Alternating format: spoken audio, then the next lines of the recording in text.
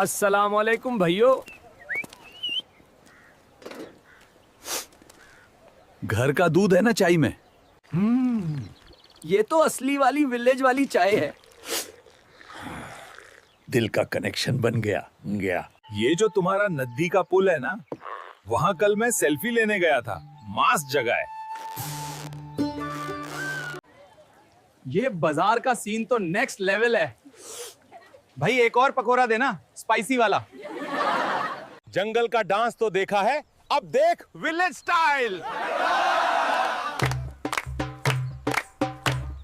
ایک دفعہ جنگل میں ایک بندر نے شیر کو چکما دے دیا تھا. اصلی ہیرو تھا وہ. میرا بیگ کہاں گیا؟ اس میں میری سب چیزیں تھیں.